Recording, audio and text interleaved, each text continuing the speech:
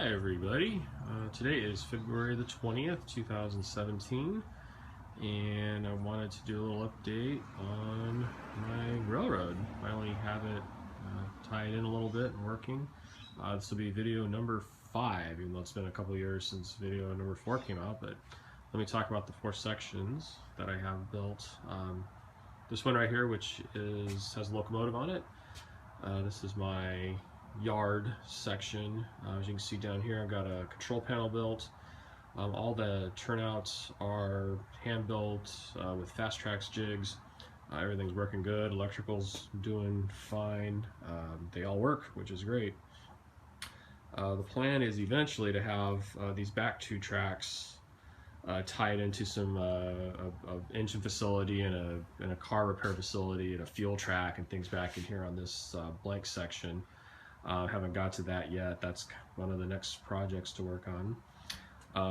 Right now I just have a tie-in right there on the main line between the 2 different sections, and that seems to work. Probably need to get the joiners soldered on and add some we put it on cork or something to make it function a little better, but it definitely works. Got a train going.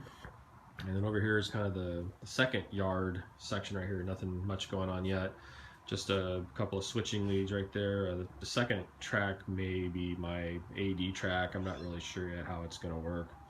And again, the back section back there, that'll be the yard, the car repair facility, locomotive facility, things like that. Just kind of a switching area for the motive power.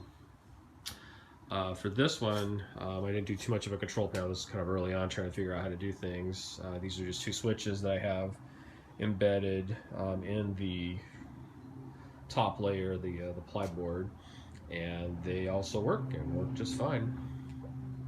So my third section here, this is one of my winter projects this year.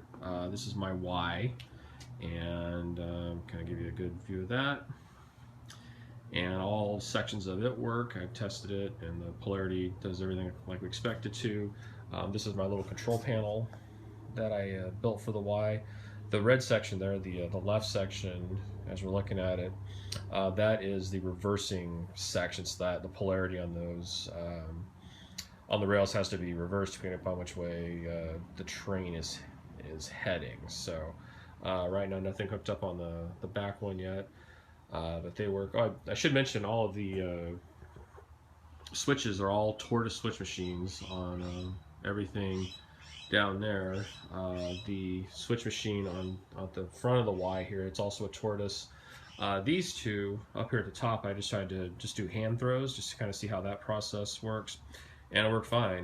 The switch that we have back here is only for the polarity of the frog. That's all it does. Otherwise, the switching of the layout power takes care of that. Right now I'm on DC only. I'm thinking about getting a DCC system, but that's a lot of money, so I'll have to worry about that later.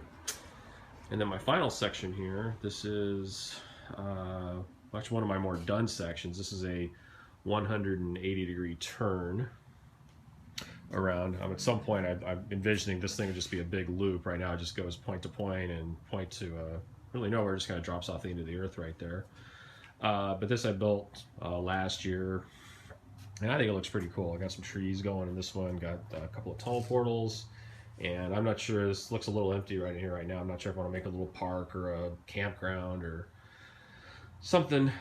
Not sure, but you know, one thing I remember hearing is people like trains to run in front of stuff or behind stuff, and it'll definitely be running, you know, through this little canyon here, or a little gully, whatever that is. Got some trees for it to run behind, and it works okay. So now let me take a look back here. We're gonna see if we can get that train all the way over here.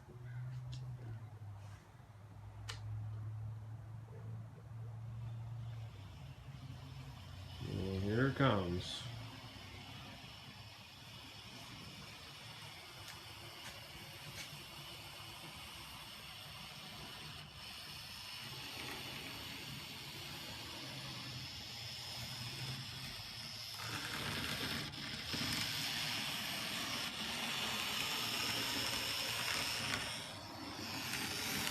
And there we go. One train all the way around. Thanks for watching.